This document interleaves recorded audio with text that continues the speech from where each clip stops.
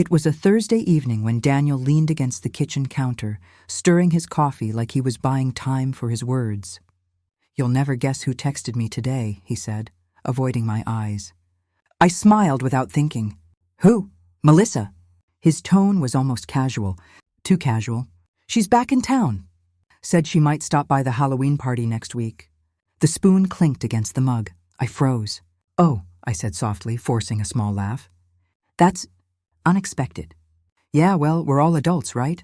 No big deal." He shrugged and took a sip, like that ended the conversation. I nodded, but something about his voice, it wasn't relaxed. It was cautious, like every word had been rehearsed. Inside, a small knot began to tighten in my chest. "She just wants to catch up?" I asked, pretending to keep it light. "Yeah, pretty much. She said she's bringing someone, maybe a friend or a date, I don't know." He smiled, but it didn't reach his eyes. I noticed his thumb brushing the edge of his phone, tapping nervously. I reached for my tea and looked down, hoping the steam would hide my expression. "Well, it'll be nice to see everyone together again," I said, though the words felt foreign leaving my mouth. He leaned over, kissed the top of my head. "See, that's why I love you. You're so chill about everything." I smiled weakly. Chill, right. That's what I was supposed to be. The next morning, I woke up to the faint glow of his phone screen lighting the bedroom. Daniel was already dressed, sitting on the edge of the bed, typing fast. "Morning," I murmured, rubbing my eyes. He jumped slightly. "Hey, sorry, didn't mean to wake you. Who are you texting this early?" "Just work stuff," he said quickly, locking the phone and shoving it into his pocket. "The team's on a deadline." Something inside me whispered, "He's lying." But I swallowed it. People text early all the time. I had no reason not to trust him, right? Still, when I walked past his phone later that afternoon and saw he'd cleared his message threads, the whisper turned into a dull ache. That evening, Rachel stopped by to help with party decorations. We'd been best friends since college. She could read me faster than anyone. "You're quiet today," she said, cutting orange paper into pumpkin shapes. "What's up?" I hesitated. "Daniel's ex is coming to the party." Rachel froze mid-cut. "Wait, Melissa? The one who broke his heart before he met you?" I nodded. "Oh, that's convenient," she said dryly. "And he's cool with that?" "He's the one who invited her." Her eyebrows shot up. "You're kidding." "I guess he thought it would be friendly, mature." Rachel gave me that look, the one that said she didn't buy it for a second. "You trust him?" I wanted to say yes. Instead, I said, "I don't know." She sighed. "Honey, if you're already asking yourself that question, you might have your answer." I bit my lip, taping another piece of decoration onto the wall. The air between us felt heavy, filled with words neither of us wanted to say out loud. Later that night, Daniel came home humming, a grocery bag swinging in his hand. "Hey, I picked up the drinks for the party. And, oh, Melissa's confirmed. She's coming with a friend. Should be fun." I glanced up from the couch. "You sound excited." He laughed, setting the bag down. "Come on, it's been years. I just think it'll be interesting to see her again." "Interesting," I repeated quietly. "Yeah, you know, to see how people change." He opened the fridge, putting the bottles away one by one. "Don't read into it." "I'm not." My voice came out sharper than I meant. He turned to look at me. "You sure? Because it kind of sounds like you are." I exhaled, steadying my tone. "Daniel, if it were me saying an ex was coming, how would you feel?" He paused, then smirked faintly. "Depends which one." "That's not funny." He sighed, walking over to me. "Look, you've got nothing to worry about, okay? Melissa's ancient history." His hand brushed my shoulder. For a moment, I wanted to believe him, but the way his eyes darted, avoiding mine, made belief impossible. That night, lying in bed, I watched his reflection in the dark mirror as he typed on his phone again. The blue light flickered across his face. I closed my eyes, pretending to sleep, my heart beating so loud it drowned out the silence. A message sound pinged softly, followed by a faint smile on his lips. That smile broke something inside me. The next morning, I tried to shake it off. People messaged coworkers, friends, family, but still, when I reached for his phone after he left for work, my hands trembled. The screen was locked and now, apparently, password protected. He'd never had a passcode before. I stared at it for a long minute before setting it down, guilt and suspicion swirling inside me like smoke. Maybe I was overthinking. maybe I wasn't. I spent the day trying to distract myself, organizing costumes, decorating the porch, answering RSVP texts, but every time my phone buzzed, I hoped it was him explaining everything. It never was. When he came home that evening, he kissed my cheek. "You look tired," he said softly. "I didn't sleep well. Still worried about the party?" I forced a laugh. "Something like that." He grinned. "It's going to be great, babe. Everyone's talking about it already. I even heard Melissa's bringing some wild costume. She said it'll be a surprise." The way he said her name made my stomach twist. I looked up at him, holding his gaze for a beat longer than usual. "Just remember," I said quietly, "some surprises aren't worth it." He frowned. "What's that supposed to mean?" "Nothing, just be careful what ghosts you invite back into your life." He laughed like I was joking, but I wasn't. That night, as I lay in the quiet, staring at the ceiling, the air felt heavier than usual. I could almost hear the sound of laughter that hadn't yet happened, the echo of masks rustling, the whisper of secrets waiting in the dark. And for the first time since we started planning that party, I wished it would never come, because deep down, I knew something was already broken, and whatever waited in the dark that night, it wasn't just Melissa. It was the truth. "You okay?" "I'm fine." "He's not fine. He never is when his jaw tightens like that." Rachel's laugh filled the living room before she even stepped inside. "You really went all out with the fake cobwebs, huh?" "Thanks," I said, forcing cheer. Thought the neighbors might finally get into the spirit. She dropped her bag by the door and scanned the decorations like a detective. "You look pale. Did you get enough sleep?" "Yeah," I smiled too quickly. "Party planning insomnia. You know how it is." She sat down, folding her legs on the couch, eyes never leaving me. "Spill, something's off." "It's Daniel." She raised an eyebrow. "Ah, the husband. What now?" I hesitated. "He's been wandering off a lot. Takes calls outside. I hear him whispering sometimes." Rachel's playful expression hardened. "Does he have a hobby we don't know about? A secret podcast?" "He said it's work, but—" I watched her watching him, the way someone watches a clock before a bad hour. He sounded different when he mentioned Melissa might come. Rachel's scissors paused midair. "Melissa?" Her tone dropped. "You mean yes." I felt the word like a stone. She might come to the party. He told me as if it were nothing. "He said that?" She leaned forward. "Why would he—" "Because he thinks we're mature," he said. Rachel snorted. "People who say we're mature are never mature." A car door slammed outside. We both looked toward the window. Daniel's silhouette crossed the driveway. He paused by the mailbox, phone to his ear. He tucked his free hand into his coat, facing away from the house. He looked like he was rehearsing lines in his head. Rachel whispered, "He just stepped outside." "He always does that," I said, and meant it. I also didn't mean it. She stood up, folding the paper pumpkins with deliberate calm. "I'll make coffee. Keep an eye. Don't freak out yet." "Promise," I said, though my fingers had other ideas. When he came back inside, he wore a smile too practiced for the small talk he offered. "Hate to interrupt the arts and crafts show. You stepped outside." I kept my voice neutral. "Taking a call?"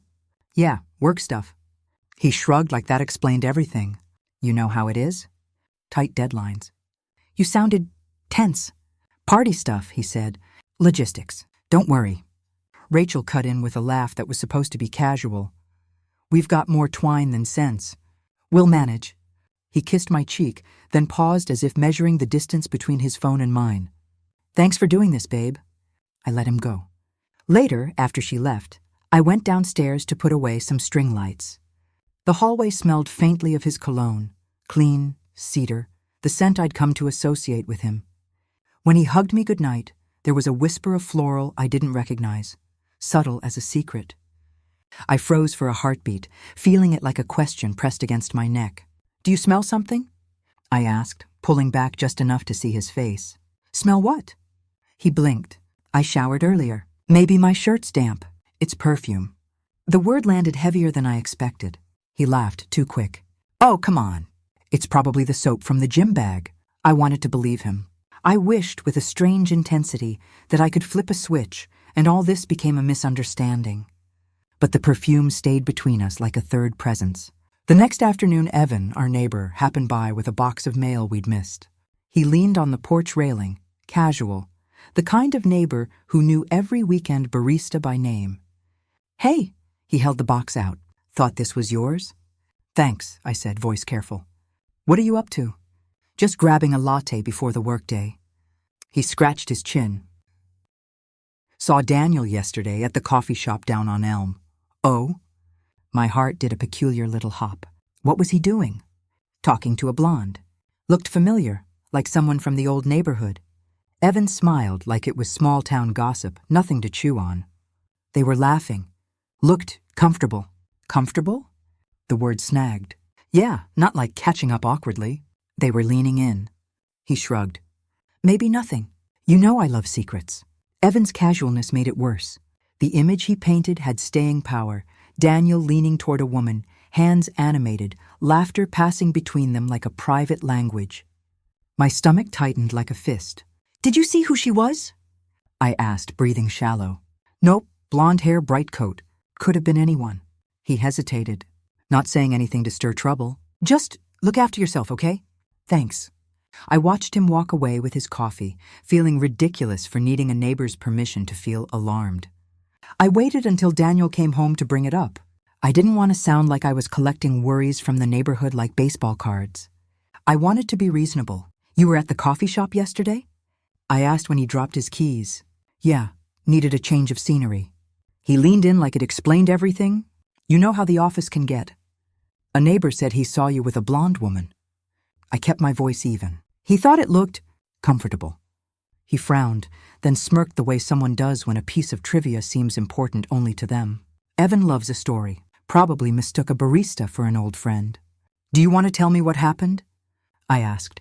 "I'd rather hear it from you." He rubbed the back of his neck. "It's been the party, meetings. Melissa texted, asking if she could stop by. I ran into her by coincidence. Small talk. She brought a friend who was—" He stopped. The sentence felt like a hinge that didn't close. "Go on?" My voice dropped, not a demand, but a request for honesty. "She invited herself into the small talk, okay? I've said this before. She's part of Daniel's past, not mine." He used his name like armor. "She's not staying for long." "Did you two talk privately?" "No, not really. Just caught up."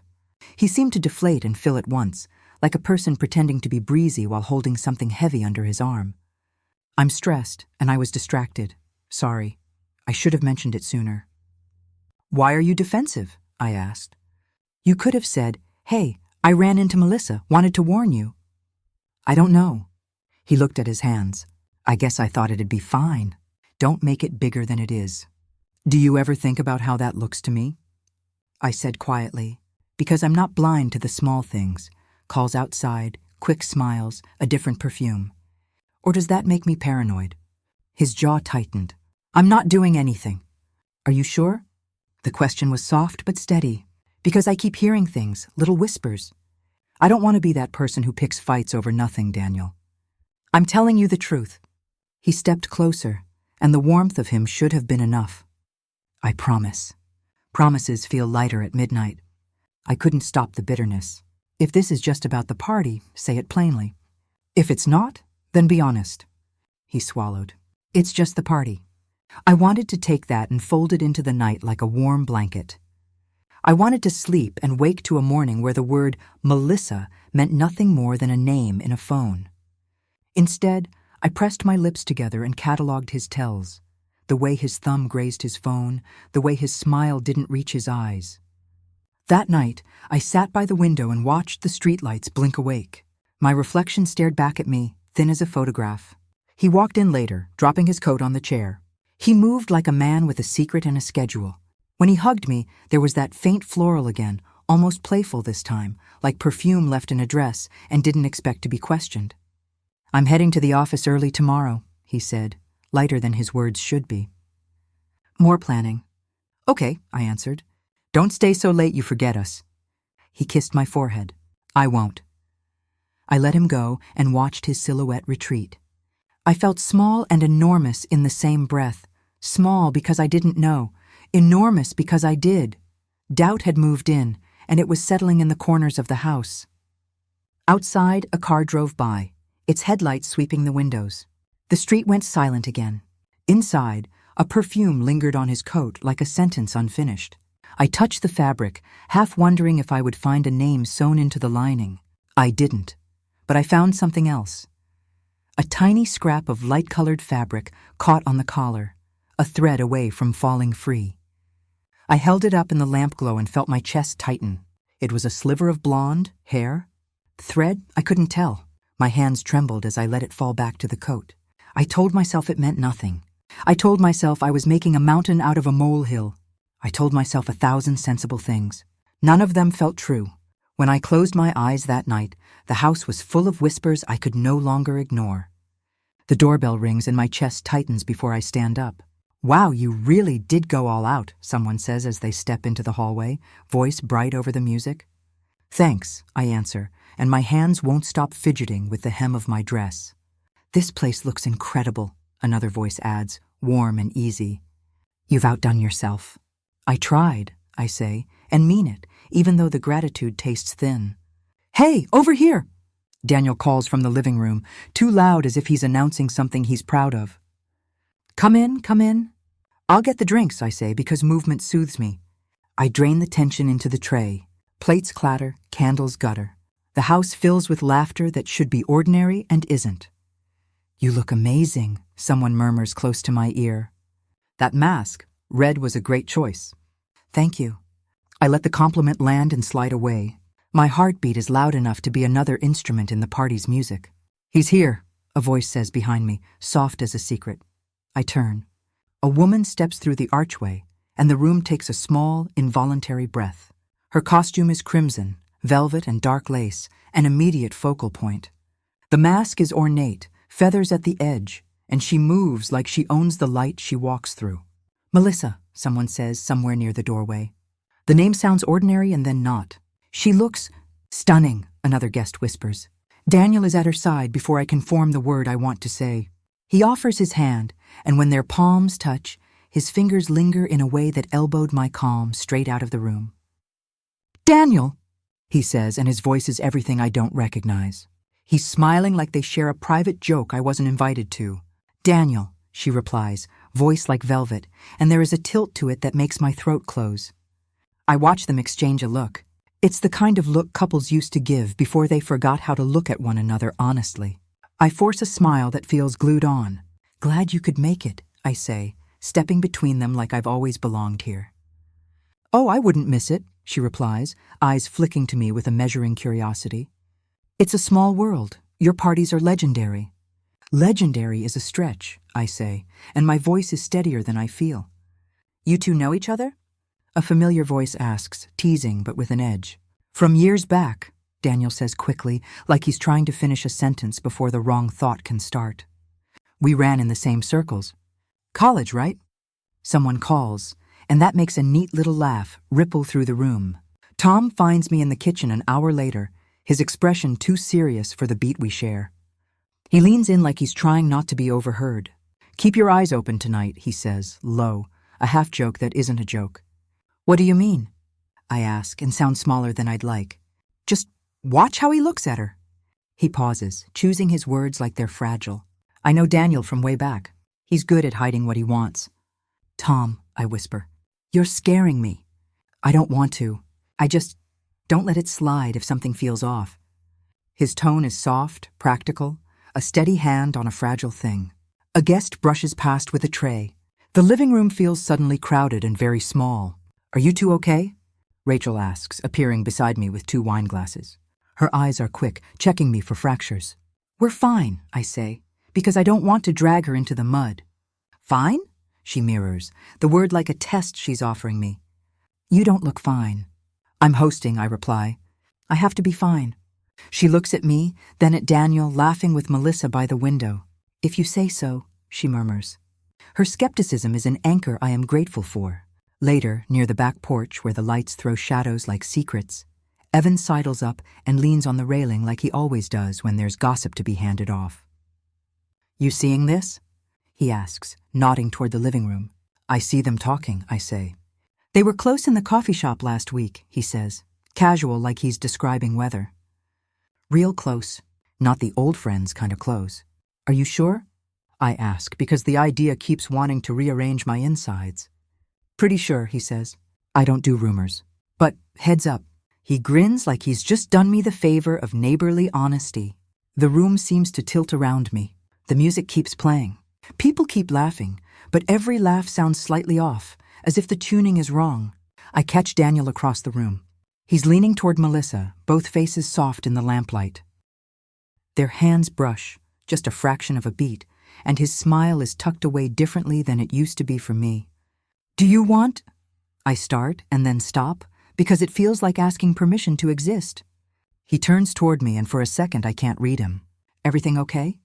He asks, with an ease that makes me want to ask how he does that.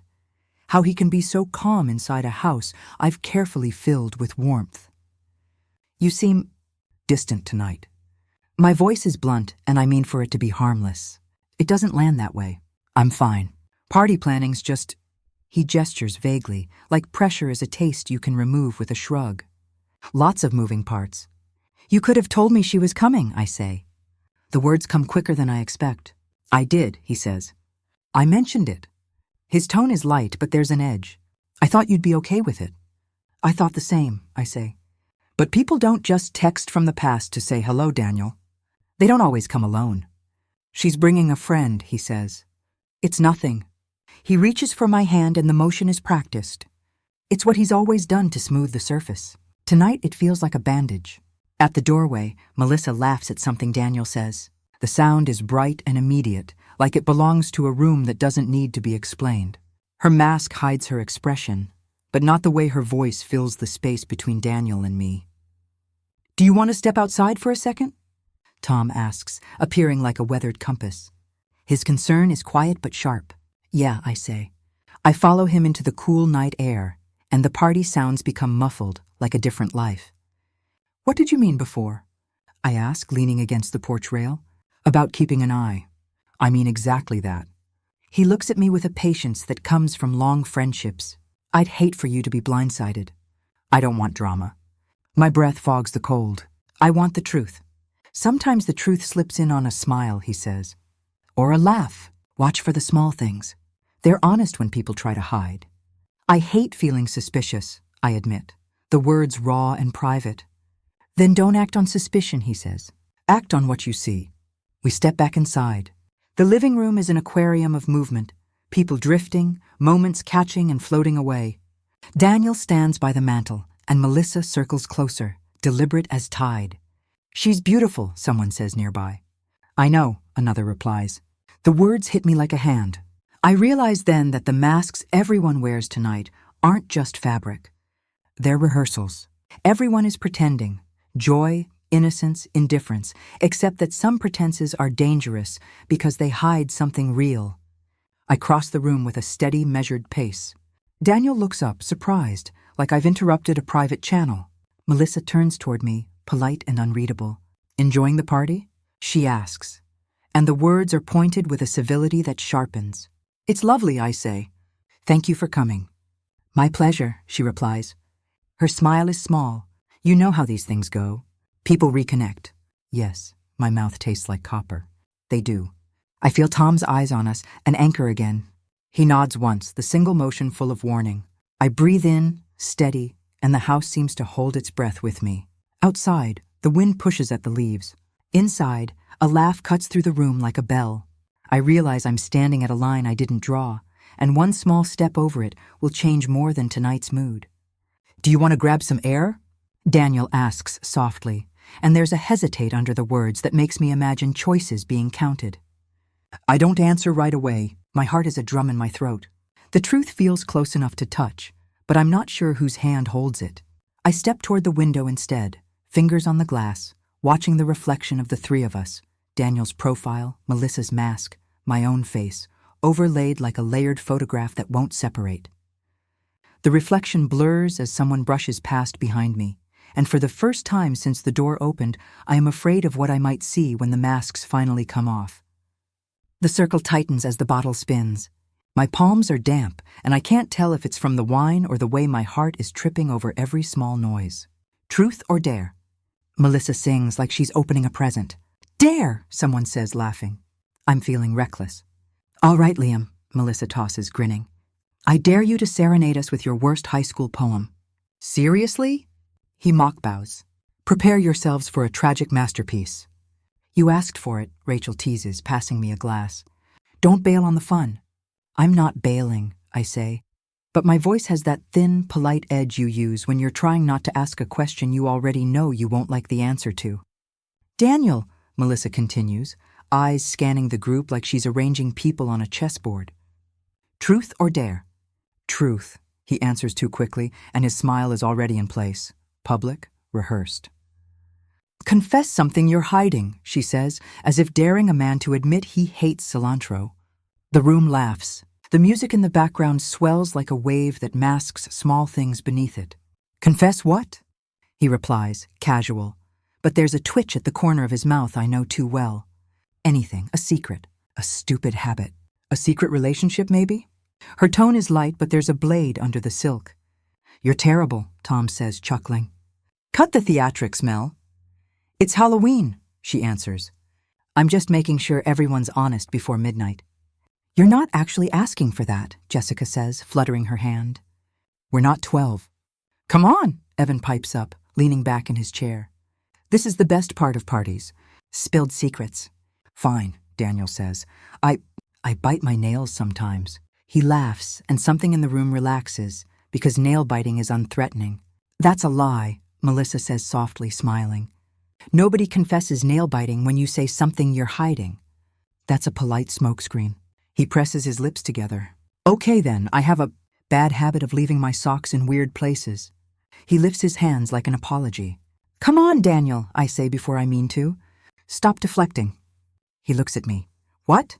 You don't have to make a show out of it, I say, and I hear more than worry in my tone. I hear the edges of fear I've been trying to smooth. Melissa's smile narrows, almost imperceptibly. You two are domestic. She clinks her glass.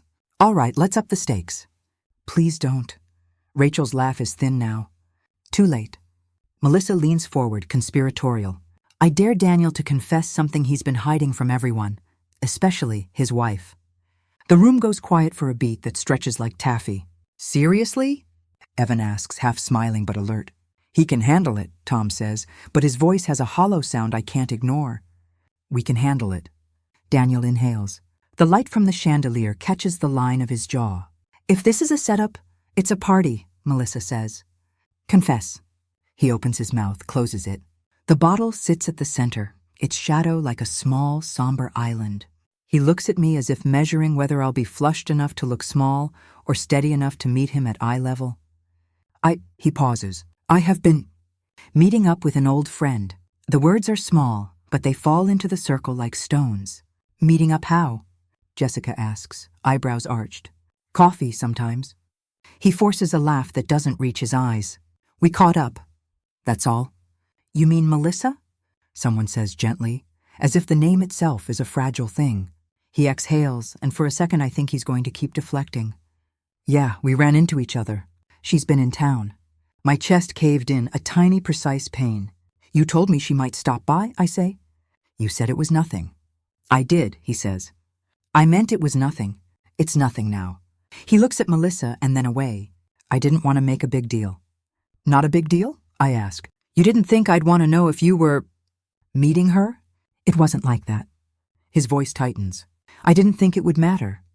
Melissa's laugh is soft. You're being dramatic. She reaches out and touches his arm like she's closing a circuit. We were just catching up. You said you were catching up, Tom says, small and cautious. That doesn't mean what? Melissa counters. That a person can't reconnect? People change. Sometimes they do, Evan says. Sometimes they just fake it better. You don't know, she replies, a flicker of something sharp in her tone. You weren't there. Then tell us then, Rachel says, the way you prod a bruise. What did you talk about? What does catching up mean? We talked about work, travel, Melissa says, smooth as silk. Old friends. The usual. And if it was more? I press. I can hear my own voice trembling a little. If it was more, would you have told me? I would have if it was more, Daniel says. I swear. You swear a lot? Tom mutters under his breath. Do you? Melissa asks, suddenly very close, leaning like she's offering a truth that will make everything clearer. Would you tell her, Daniel? Or do you tell her the polished version and keep the messy parts for yourself? The room shifts. The music seems distant. I feel like I'm standing under a glass dome, and everything is muffled but louder in the head. He's not keeping messy parts, I say, though my voice cracks. If there's something, say it. Don't hide it behind games. He's told me everything I need to know, Melissa answers, with that gentle ring of certainty. Daniel and I, history. But history doesn't mean he isn't honest now. He's not allowed to have a history? I snap. Of course he does. But a history that lives in the present without me knowing. How is that okay? You're making it bigger than it is, Daniel says, defensive now. This is ridiculous. You don't get to decide that, Melissa replies, and the way she says it feels like cold water thrown across my face. Tom leans toward me, voice low. If anything's off, I'll back you. I don't want a spectacle, I whisper. I want the truth, quiet, no games. Maybe truth doesn't like quiet, Melissa says softly. Sometimes truth demands a stage. I look at Daniel. His fingers are clenched so tight, his knuckles are white. Do you want to keep going? Evan asks the circle. We can stop if it's getting rough. No, Rachel says firmly. We don't stop. Not when someone's playing with fire. A laugh bubbles up from somewhere. Nervous, thin, but it doesn't put out the spark. The champagne tastes flat. Later, when people drift to other rooms and the game dissolves into smaller conversations, I step into the hallway to breathe. The music presses through the walls like a heartbeat. Did you tell her? Melissa's voice is behind me, soft as a knife's edge. I freeze. The world contracts to the space between the two of them. Did you tell her? She repeats, closer this time. His answer is a breath I do not hear. My stomach twists into a new shape, one I don't have words for yet. I stand there, in the dim light, listening to the silence that follows them, and I realize the night has changed in a way I can't undo. I drifted upstairs because the living room felt too full of other people's breath. Are you okay? I'll be right down.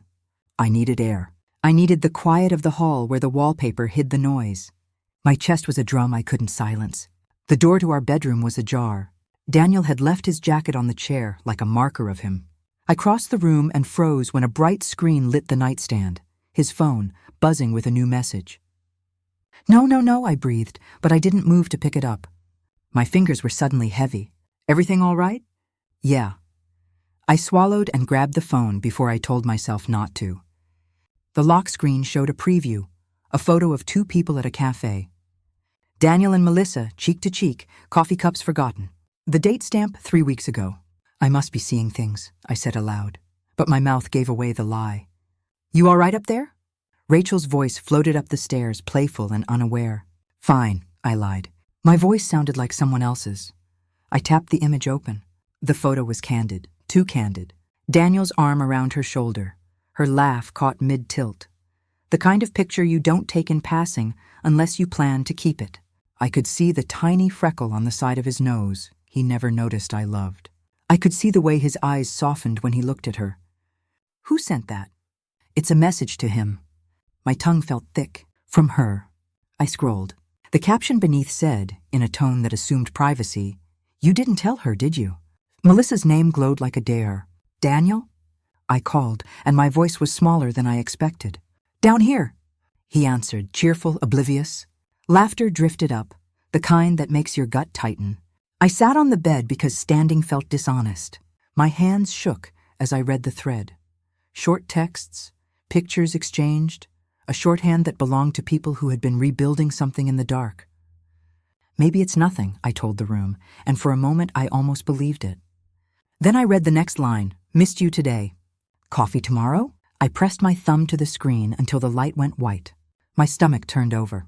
Do you want me to come up? Rachel's footsteps paused outside the door. No.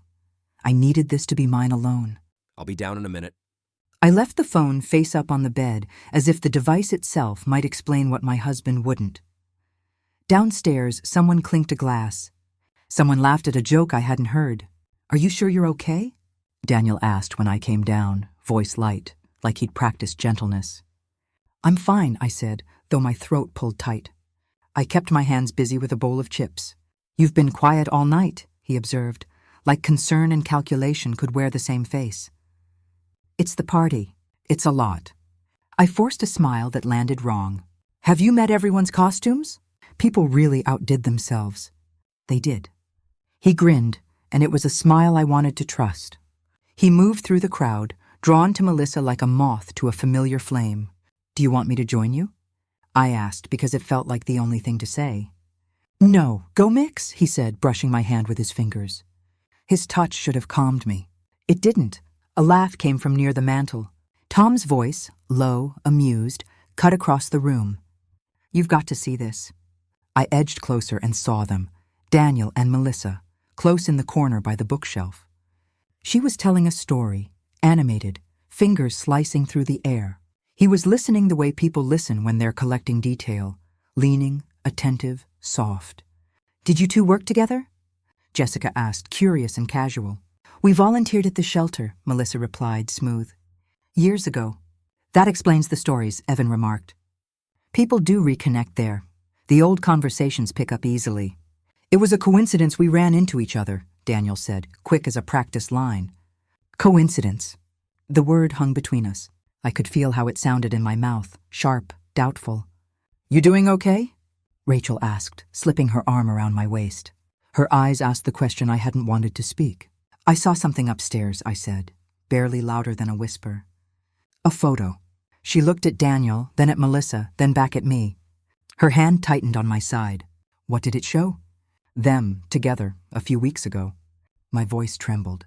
Messaging. Plans. Daniel's smile thinned. It was nothing, really. He ran his fingers through his hair. We bumped into each other a few times. Caught up, He stopped. The room seemed to wait. Why didn't you tell me? My words came out sharper than I meant. I didn't think it mattered. He stepped closer. I didn't want to make the party about past things. Not telling me mattered, I said. It matters because I'm here.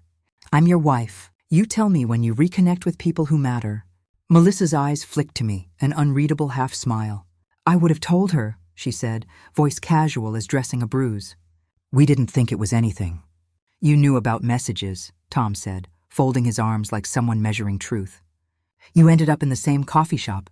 That's not just bumping into someone. He's right. Evan's voice was steady. If it's nothing, why hide it? He didn't hide it, Daniel argued. I mentioned she might come. I said she might stop by. You mentioned it, I said. After the fact, when it was already arranged. That's not fair. He sounded offended, genuinely or performed. There's a line between the two that becomes invisible when you're drowning. I didn't want to bring drama to your doorstep. Keeping this quiet is drama, I said. Secrets are drama. Melissa stepped forward, the mask hiding her expression but not the tilt of her chin. We're all adults here, she said. If you want the truth, ask for it. Don't demand it as if you own other people's honesty. You don't get to lecture me on boundaries, Rachel snapped. Not tonight. I'm not lecturing. Melissa's voice dipped to a softness that felt deliberate. I just think assumptions are dangerous. They're safer than being lied to, I replied, faster now. The anger was a cold thing that tightened my chest. If this was truly nothing, why send photos? Why say you missed him? It was nostalgia, Daniel said, the excuse thin and unconvincing. We were reminiscing, that's all. Nostalgia doesn't send missed you texts. Tom's voice was blunt. That's not nostalgia. A hush settled as the room shifted, people recalculating social coordinates. I could hear the distant clink of someone setting down a drink. The party continued because parties never stop their forward motion for anyone. Do you want to go outside? Daniel asked, quieter now. His hand hovered toward mine like an offering or an explanation. I started, then stopped. My pulse hammered in my ears. The phone on the nightstand upstairs glowed in my memory like evidence in a light box. He took my hand anyway. Please, let's step out and talk. I let him lead me to the porch where the air was sharp and honest. The rest of the house appeared as a silhouette through the doorway, friends laughing, a mask tilted back, music that didn't understand the weight of what had been uncovered. Did you tell her? Melissa's voice drifted to us, not from the porch, but from somewhere inside, close as a whisper. Daniel didn't answer right away. I watched his profile, the way he folded words in his mouth like paper before sending them out. The light from the porch lamp painted his face in soft amber. He looked tired the way someone looks after they've been pretending for too long. He began, and the breath he took felt bigger than the night. The sentence hung, unfinished, and the porch seemed to narrow into a ledge I could fall from.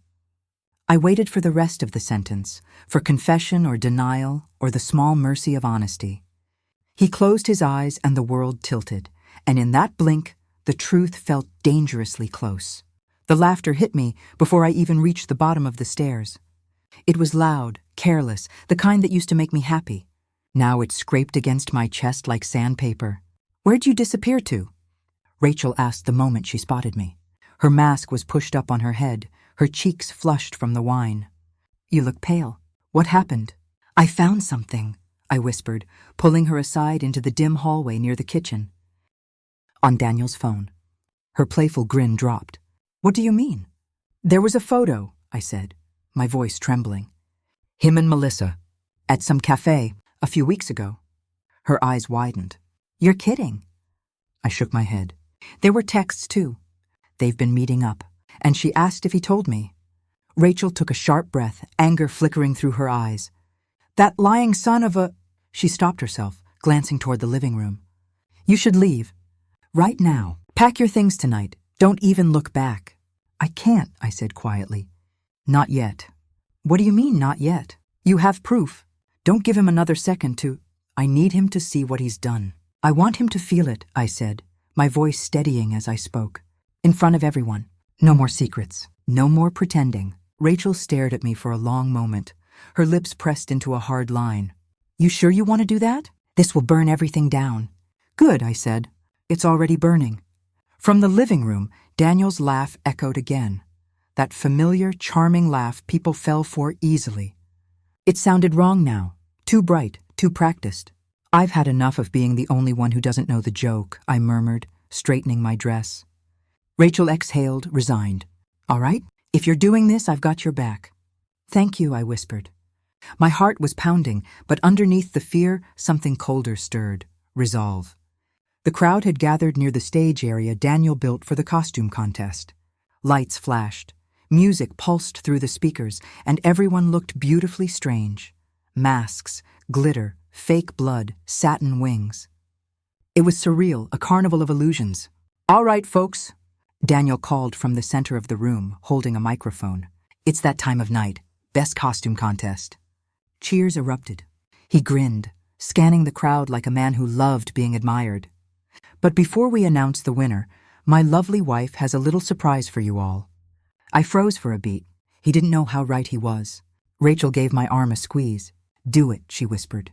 I stepped forward, taking the mic from his hand. "Thanks, honey," I said, forcing a smile. "Yeah, I do have a surprise." The crowd clapped politely. Daniel stepped aside, looking pleased. Melissa stood near the back, sipping her drink, her crimson costume shimmering under the lights. "I know we've all been enjoying the night," I began, scanning the room. "The costumes, the laughter, the games, but I thought we'd end it with something a little more personal." A few people chuckled, expecting another joke or party trick. I turned toward the big projector screen set up behind me, the one Daniel planned to use for the funniest costume slideshow. "I found a photo earlier," I continued, my tone calm but tight, "and I think it deserves to be shared." The room quieted slightly, sensing the shift. Daniel frowned, stepping closer. "What photo?" "You'll see." I nodded to Rachel, who stood by the laptop connected to the projector. She clicked. The image filled the wall. Daniel and Melissa at the cafe, his arm around her, both smiling like the world didn't exist beyond them. For a moment, no one spoke. The laughter stopped midair. The music kept playing softly in the background, mocking in its cheer. Daniel's face went pale. "What the hell is this?" he stammered, turning toward me. "Maybe you should tell them," I said, keeping my eyes on him. "Tell everyone what it is." Murmurs rippled through the crowd. Someone gasped. Another whispered, "Oh my God." Melissa set her drink down slowly. "This is a misunderstanding," she started. "That photo was recent," I cut in. 3 weeks ago, to be exact. "Want to tell them where you were that day, Daniel?" He ran a hand through his hair, trying to gather himself. "We just met for coffee, that's all." "You're blowing this way out of proportion." "Out of proportion?" My voice cracked. "You've been lying to my face." "Meeting her behind my back. Deleting messages. I saw them. Gasps and whispers grew louder. Someone stepped closer to the screen, squinting. Melissa's calm began to crumble. It wasn't like that. We've known each other for years. Then why did you text him? You didn't tell her, did you? I snapped. Her lips parted, but no sound came out. Daniel turned to her, voice low and sharp. You texted that? Are you insane? She glared at him. Don't you dare put this on me. People were whispering now, phones raised discreetly, the tension electric. I begged you, Melissa hissed. I said we shouldn't do this until you told her. But you said it didn't matter. You said she'd never find out. Melissa, stop! Daniel's voice cracked. You're making it worse. Rachel stepped forward, voice like steel. She's not making it worse. You did that all by yourself. The room fell into stunned silence again. Daniel looked around, desperate, searching for an ally and finding none. Everyone, please, he pleaded. This isn't what it looks like. It's exactly what it looks like, I said softly. My hands were shaking, but I didn't hide them. You made me doubt myself for weeks. I thought I was paranoid. But I wasn't, was I? He opened his mouth, but no words came out. I trusted you, I said. I defended you. I told everyone you were different. And this is how you proved me wrong. The silence stretched so long it felt like gravity itself had changed. Then someone muttered, Unbelievable. Melissa's mask slipped from her hand and hit the floor. I'm leaving, she said coldly. I'm not doing this. She brushed past the guests, eyes down, her red dress trailing behind her like spilled wine. Daniel reached after her. Wait, Melissa, don't, I said, my voice firm. Go after her, and you'll prove everything. He froze, caught between me and the door, shame flooding his face. For a moment, the two of us stood under the lights, surrounded by masks and fake smiles, and it felt like the whole world had stopped breathing.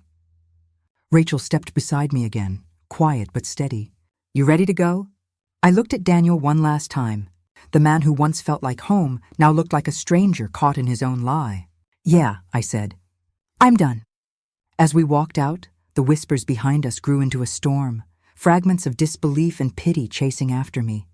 But for the first time all night, I didn't feel small. I didn't feel broken. Outside, the cold air hit my face, sharp and clean. The sound of the party faded behind the closed door. Rachel handed me my coat. You sure you're okay? I nodded, my voice barely above a whisper. No, but I will be. I turned back once through the window. Daniel was still standing there, pale, motionless, surrounded by the mess he'd made. And for the first time, I didn't feel like the one who'd been left behind. Inside, the projector still glowed, the photo frozen on the screen like evidence carved in light. The room empties, and the air becomes a physical thing, thick with the sound of chairs scraping and people pretending to leave gracefully. Please, just listen to me, he says, voice cracking in a way that used to make me reach for him. I heard enough, I say quietly. You lied to me? It was a mistake, I swear. A mistake? The word hits like a dull stone. You don't get to call months of secrecy a mistake. I didn't plan for it to... His breath catches. I never wanted to hurt you. You never wanted to hurt me, I repeat, softer now, because the room has shrunk to the two of us and the projector light still ghosting the wall behind him. But you did. Please, he steps forward. Can we talk? In private? Not here. Not here, I say, and my hand goes to the strap of my bag as if it's something I can steady myself with. You're going to leave? He sounds stunned, like the idea is foreign to him. I don't know yet. I meet his eyes. He looks smaller than the man who booked the caterer and chose the playlist. Vulnerability doesn't absolve deception. I need space. Melissa's heels click as she storms toward the door. I'm not staying for this, she snaps. This is grotesque. You could have... Daniel starts, but she's already gone, the crimson of her costume fading into the night. Good riddance, someone mutters from the doorway. Are you okay? Rachel asks, voice rapid, hands already gathering things from the dessert table. Her face is raw with anger and worry. No, I don't want to lie to her. But I will be. Evan appears with 2 overnight bags before I can ask. We thought you might want to get out of here, he says.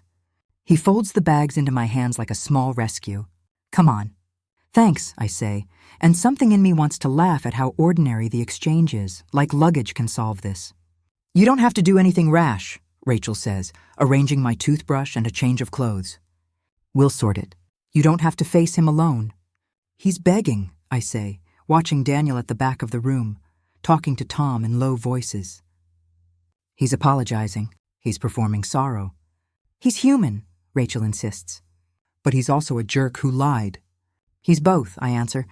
And right now, I can't tell which version I married. You deserve better than questions that feel like knives, Evan says, practical, blunt. You deserve someone who doesn't make you check their phone. I built a life that felt safe, I whisper. We built that life together. And he chipped away at it, Rachel says, handing me a sweater. Her hands are steady. We'll help you pick up the pieces. Thank you, I say, because I mean it, and because their presence is the only anchor left in a spinning house.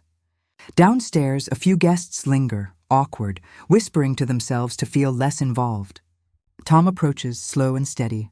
He's in a bad place, he says quietly. I didn't know it would come to this. You knew him, I say. You knew him before me. I did, he admits, but I thought he had changed.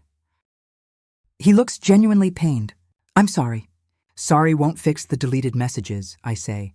Sorry won't bring back the nights I spent convincing myself I was overreacting. Tom nods. I get that. I do. Daniel comes toward us, shoes whispering on the hardwood. He stops a few feet away, like there's a rule about how close he can be. Please, he says again. I'll do anything. Counseling, space, whatever you want. You want to do anything, I say, but you didn't do the one simple thing. You could have been honest. I know. He swallows. I thought I was protecting you. Protecting me from what? I ask.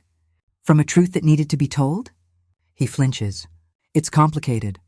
Everything worth naming is complicated, I say. But hiding it made it a weapon. I never thought it would hurt like this. He sounds younger than his age. I didn't mean to. You didn't mean to, I echo, and there's a hollow place in my chest where tenderness used to sit. Intent doesn't change impact. Rachel zips my bag, fast and precise. We can take you to my place tonight, she says. Or Evan's, or a hotel. I don't care. Just not here if you don't want to be around him. Not here, I repeat. I look back at the living room. Deflated balloons, a paper banner half torn, a spilled drink darkening the rug like a stain that won't come out. The house looks used, the way something loses its newness after a fight. He's really sorry, Daniel says, voice unnervingly quiet. I'll do anything to make it right. You want to make it right, I counter. Start by not talking over people. Start by listening. Start by letting me decide what I need. He's not going to argue tonight, Tom says. He knows he crossed a line. Lines were crossed a long time ago, I tell them. This just made them visible. Evan moves closer. Do you want me to take him somewhere? Talk to him? No, I shake my head. He needs to figure this out himself. You sure? Rachel presses. I'm sure. The certainty surprises me. The surrender that comes with knowing you can't fix another person is strange and oddly freeing. Daniel's shoulders slump, the fight gone. He looks lost at the edge of the room where the decorations sag. Please don't leave angry, he whispers. I love you. Love said on a stage of betrayal feels like a plea, not a promise. Love is more than saying it when things go well, I answer. It's repeating that word through the hard stuff. You didn't. You think there's nothing left? His voice is small. Do you think there's nothing left between us? I don't know, I confess. The truth is not an accusation. It's a map with edges I can't yet see, but I know I can't stay where I'm not trusted. He bows his head, the light catching the moisture at the corner of his eye. I understand. We move through the crowd like ghosts. Friends offer help, condolences, awkward applause that sounds like it belongs to strangers. I accept what they give, water, an arm, advice, and refuse what I don't need. Outside, the night is colder than it was when the party started. The street lamps wash the driveway in a pale, indifferent light. Do you want me to come with you? Evan asks as we load the last bag into his car. No, I say. I need to be somewhere quiet first. Okay, he hesitates. If you want us, we're a call away. I know. I close the car door, and for a moment the world is just my breath and the sound of the engine. Rachel squeezes my hand. You did the right thing, she says, fierce and sure. You made the truth visible. It felt violent, I admit, voice small. But it also felt necessary. Necessary is a good word, she says.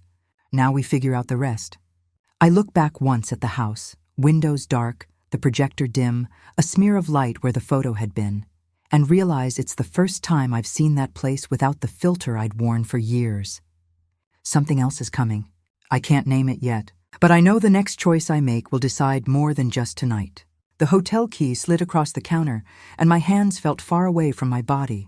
You sure you don't want to stay somewhere else tonight? I'm fine, I said. Really?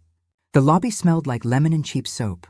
The suitcase in the back of Evan's car looked absurdly small for how big my life felt at that moment. You okay? Tom asked when we met on the sidewalk, his breath making little clouds. No. I let the word out like a cracked plate. But I think I will be. He stared at me for a long beat, not speaking. The streetlight caught the worry lines at the corner of his eyes. Can we go for a walk? He finally said. I don't want you sitting alone with all of that. Okay. I tucked my hands into my coat pockets and followed him. So why hotel? He asked, gentle but direct. I needed distance, I said. And quiet. And not to hear I'm sorry played like a broken record. You did the right thing, he said. He needed the space too.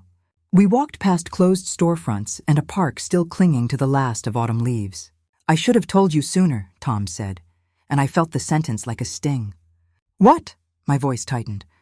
Told me what? That he stopped, choosing words like pebbles to place. I knew he'd been seeing her. Not all the time, but enough. I kept hoping he'd sort it out on his own. You knew? The question came out small, ridiculous with hurt. Why didn't you tell me? I thought he'd come clean, he said, voice thin. I thought he'd go to you and say, I messed up, and it would be fixed. And you let him keep lying. The words were sharp but true. You let him decide when I'd find out.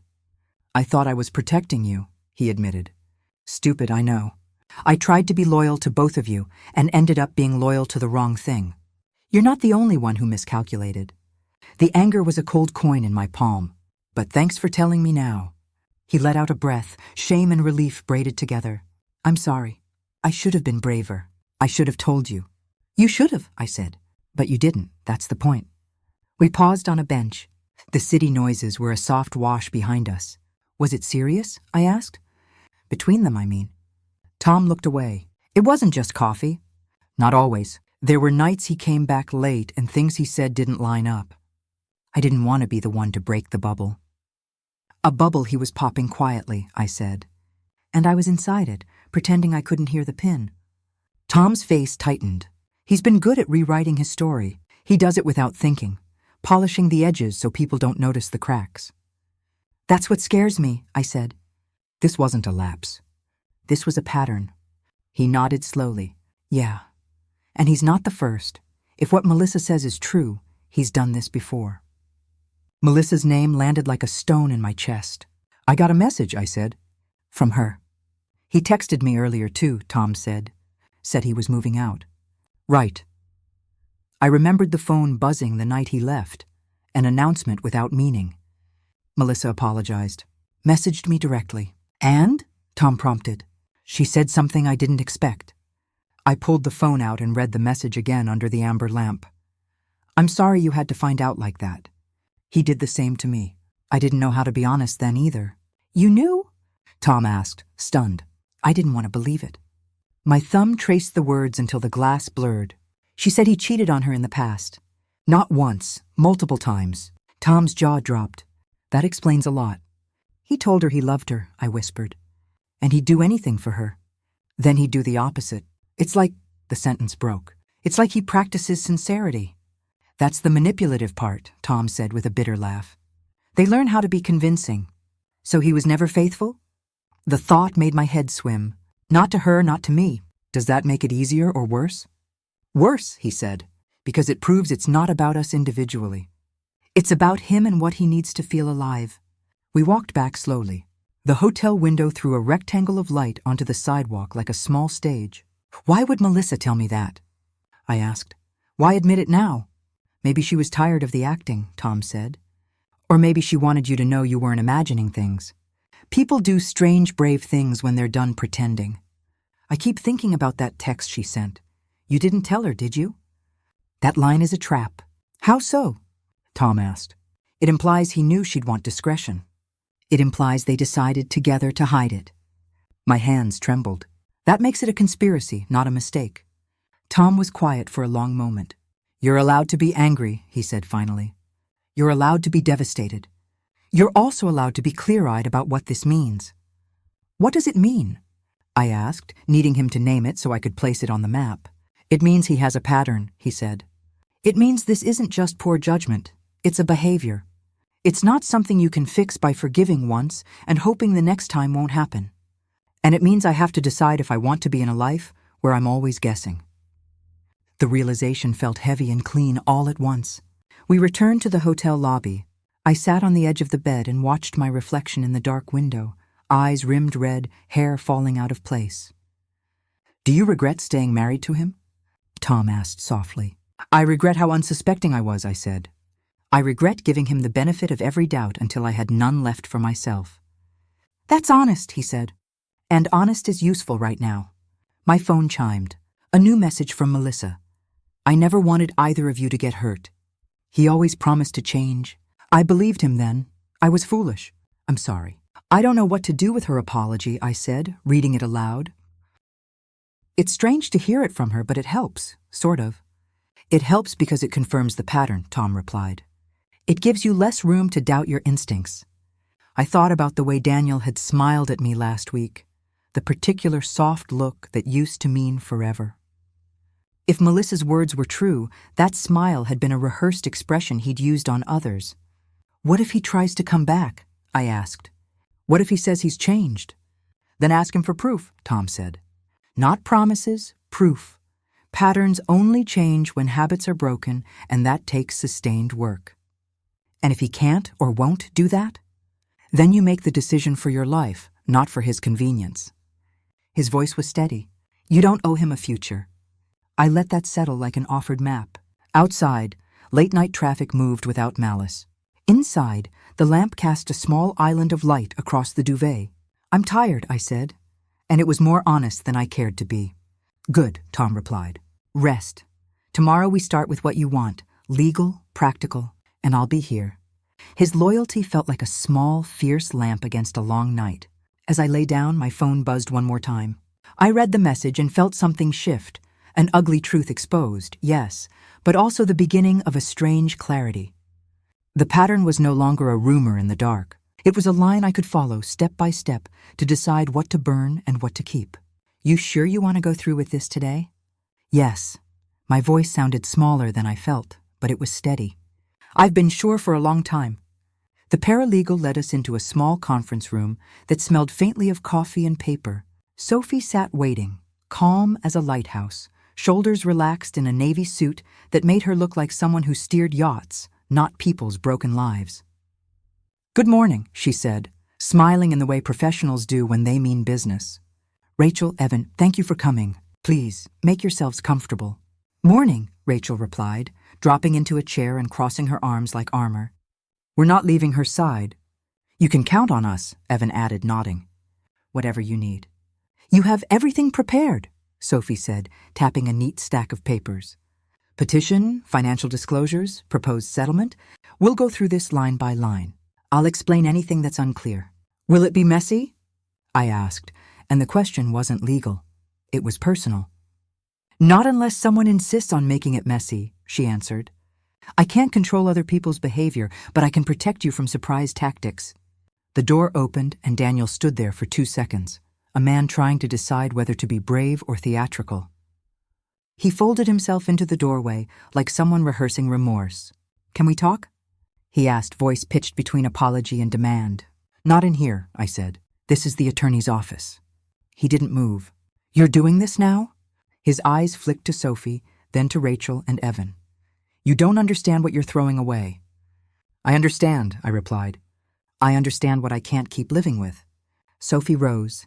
We can step into the hallway if you want to speak privately. Otherwise, please understand that we're proceeding. Any threats or attempts to intimidate will be recorded. Her tone was flat, not cold, just immovable. He stared at her like someone encountering a mirror that didn't smile back. You lawyered up fast, he said, as if that were an accusation. I lined up counsel when the betrayal stopped being hypothetical, I said. This isn't sudden. He inhaled, then tried another tack. You can't just take everything. We built this together. You chose secrecy, I said. You chose not to name it. You chose to keep a life parallel to ours. That changes the math. Sophie placed a stack of papers in front of him. If you'd like to avoid court, sign the agreement. It's reasonable. He skimmed and scoffed. You want to take half the house? His tone bumped against disbelief. You want spousal support? It's not about punishment, I said. It's about fairness and security. Rachel leaned in. He's trying to scare you with numbers. Don't let him. He's not scaring me, I replied, throat tight. He's exposing what he's willing to do to distract from the truth. Daniel's jaw worked. You're being dramatic. Call it whatever you like, I said. I'm being honest. Sophie took over, precise and clinical. We'll go through assets, debts, custody of the dog, division of marital property. You signed the financial disclosure last week. I reviewed the accounts. There are some transfers we need to clarify. He may try to claim certain expenses or delay signatures. He tried to move money last night, Evan said before I could answer. I saw transfers flagged on the joint account. I called and froze anything suspicious. You did good, Sophie said, nodding. Keep monitoring. Don't let him liquidate assets without notice. He shifted suddenly on the defensive. You're making accusations. We're documenting facts, Sophie responded. Accusations require proof. We have records. The first set of questions felt like dental work, precise and necessary.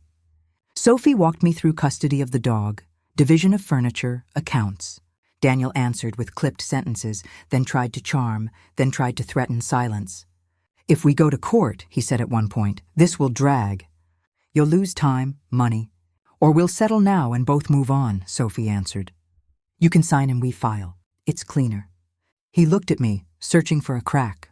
Can't we at least go to counseling? I offered that, I said. You refused help until it suited you. Silence curled between us. My hands rested on my knees. I felt the small, steady conviction that these signatures would not erase the past, but would stop its repetition. We should sign the petition, Sophie suggested. It starts the clock. You'll have temporary orders, and we can negotiate final terms. There's a financial affidavit that requires your signature. She slid the pen toward me. For protection?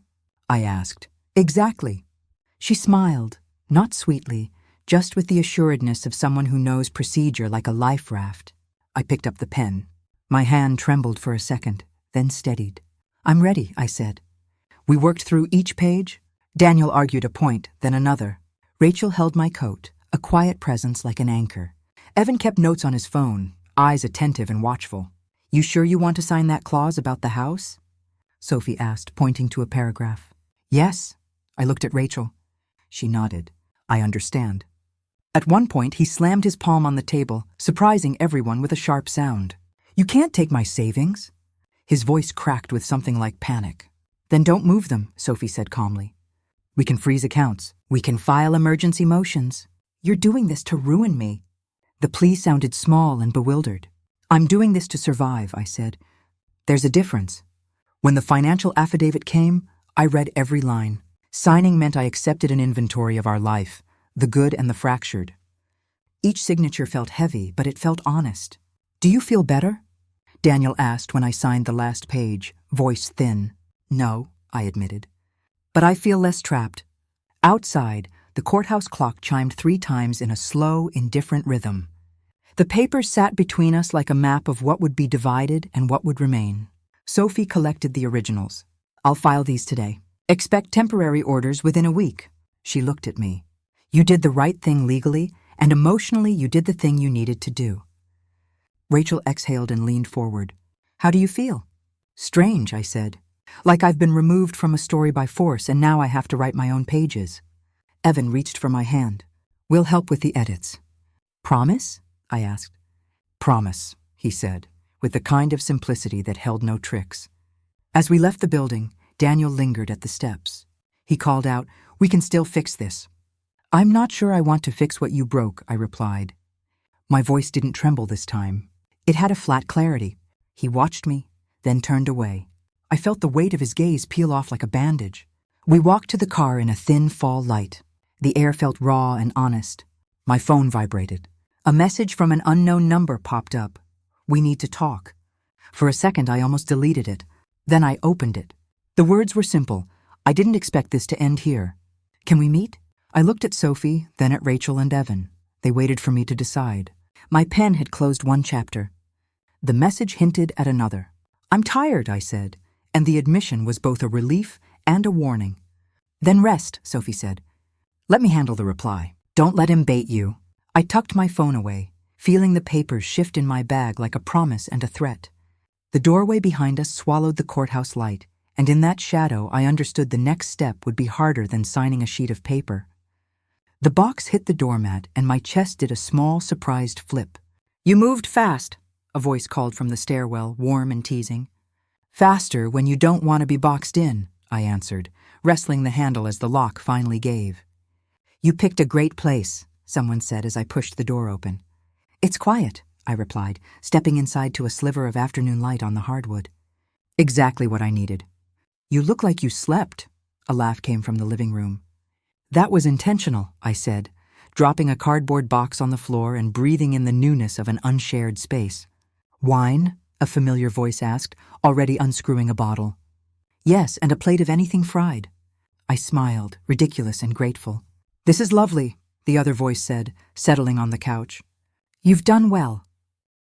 "Thanks for coming," I said, because saying it felt like anchoring the moment. "We wouldn't be anywhere else," the voice said, steady. "You didn't have to do this alone." "I know." I set down a stack of plates and let the small domestic rituals stitch me together. The apartment smelled faintly of lemon cleaner and the box of old life I'd decided to keep. A lamp threw a soft circle on the rug. The couch looked like a promise. "Tell us everything," the first voice urged, pouring the wine. "I don't have a single dramatic scene left," I said, and laughter bubbled around the room. "You did choose the best part of town," another voice chimed in. "Close to the bakery. Dangerous for someone newly free. Dangerous in the best possible way," I said. "You look lighter," the practical voice observed, folding a napkin. "Not unscarred, lighter." "That's accurate." I wiped a glass before handing it over. "I'm learning how to breathe in a place that doesn't echo with someone else's lies." "What do you want tonight?" a voice asked, careful, as if afraid to name hope. "Honestly," I set the platter on the coffee table. "Good food, terrible jokes, no talk of courtrooms." "You get all of that signed, sealed, delivered," someone said, then added, softer. "And Sophie's here," she insisted. "I insisted too," Sophie's voice answered, amused and efficient. "Someone has to triumphantly judge the wines." "You did more than insist," another voice said, earnest. "You helped build a plan so she could stand up again." "She's stubborn in good ways," I replied. "And blessedly stubborn friends." The conversation folded into easy rhythms, jokes about low-budget Halloween costumes, a mock argument over who made the worst Thanksgiving pie. I watched their faces, how each laugh line tugged differently, how none of them belonged to the past I was closing. "You ever think you'd be throwing your own dinner party after all that?" one voice asked. "Not in that dramatic a way," I said. "But yes, I did imagine smaller, gentler things. I pictured mornings with sunlight, not spotlights." "Speak for yourself," someone teased. "I always imagined you in an art house film." "I'll take that," I said, because the compliment felt nicer than any consolation prize. Sophie slid into the kitchen and returned with a small plate. "So when did you realize you could pick yourself?" she asked, conversational and precise. "When the papers were signed," I said, fingers tracing the rim of my glass. "Not the moment I filed, later. When I opened the new door and it didn't slam behind me." "That threshold matters," she said. "Law does one thing. You do another." "I'm trying to do both," I replied, honest. "One foot in safety, one foot in whatever comes next." "You deserve steadiness," a soft voice said. "Not theatrical apologies." "I do," I answered. "And apparently I now get dinner with people who mean it." "Tell me about Daniel," someone asked, and the room quieted, because curiosity comes with weight. "He sent a letter," I said, and there was the little catch as the words landed. One page, neat handwriting, the kind that tries to sound like regret. "He wrote?" a skeptical voice said. "What did he say?" The usual, "I miss us?" "Exactly that tone," I said. "He said he misses the real me." Said he didn't mean to lose what we had. Asked if there's anything to salvage. That sounds like a script, someone muttered. Scripts are comfortable, Sophie said. They make wrongdoing sound accidental. I didn't reply, I said. I set it down, read it twice, then left it on the counter. Why? The practical voice asked. You want closure from a letter? I wanted to decide who I wanted to hear from, I answered. Not because someone felt lonely. You handled that well, the soft voice praised. Not with fury or with a reply that would tether you back. It wasn't easy, I said, but it felt like choosing myself rather than a reaction. Light a candle, Sophie suggested with a small, knowing smile. Not to sanctify the past, light an honest flame. I like that, I said, standing. The match struck and the wick took, the tiny flame steady and true. You doing a Halloween thing this year? A warm voice asked, cheeky. You said you'd never want to revisit that night. I am celebrating, I said. But alone this year, intentionally, unmasked. Maybe scary to some, liberating to me. Unmasked. Someone laughed. That's the best costume. It's the most expensive costume, no performance, I replied. The candle warmed my hands. Its flame was small but stubborn. I watched it and thought of how many times I'd let other people hold the matches. You think he'll try to come back? A worried voice asked. If he does, he won't get an open door, I said. Not tonight, not tomorrow. My voice found a clarity I'd rehearsed silently for months. He might try the apology tour, Sophie said. People do that when they're backed into a corner. Let him perform to an empty theater, someone quipped. You look peaceful, the practical voice observed. Not settled, peaceful. Peaceful is progress, I answered. Settled will take more paperwork, therapy sessions, and bad coffee. Promise to let us nag you if you backslide? The warm voice pleaded. You all promised already, I said. Nagging comes with the package. Laughter spilled again. The apartment felt full without being crowded. The clink of cutlery, the warmth of shared jokes, these were small acts of rebuilding. A message buzzed softly on the kitchen counter. I glanced at it and the room held its breath without anyone meaning to. Is that him? Someone asked, subtle fear threading the question. No, I said, looking down. It's not. The relief was oddly bright. You okay? Sophie asked, watching me with the calm of a professional who'd seen many kinds of healing. I am, I said. Not finished. Not fixed. But okay. You should keep that candle lit, the soft voice suggested. Let the light remind you that you chose to stay in warmth. I will, I said, placing it by the window where it could look out into the street. The night pulled in like a curtain. Outside, Halloween lights blinked on other porches, costumed laughter floating down the block. Inside, I sat with friends who had steadied me when my ground shifted. Do you regret anything? The practical voice asked, gentle now. I regret the years I spent excusing small betrayals as harmless, I said. But I don't regret walking away from them. That regret would have been of a different shape. You look ready, Sophie observed, handing me a napkin. Not healed, but ready. Ready is good, I said, and the word felt like a small, clean hinge. We raised our glasses. To new apartments, to honest company, and to being unmasked, someone toasted. To being unmasked, we echoed. After they left, the apartment settled. Soft, quiet, and mine. I stood by the window and watched my candle's flame hold steady against the draft. The letter sat folded on the counter, unread in the sense that it didn't demand a reply. I miss the real you, the letter had said. I blew out a breath and felt lighter. I lit the candle again and set it by the sill. This Halloween, I would go out unmasked, not to prove anything to anyone, but because I finally wanted to see myself clearly. Sometimes the hardest part isn't discovering the truth. It's accepting that the person behind the mask was never who you thought they were. Healing isn't about pretending it didn't hurt.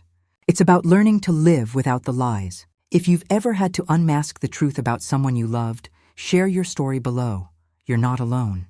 And if this story moved you, don't forget to like, share, and subscribe for more real-life stories like this one.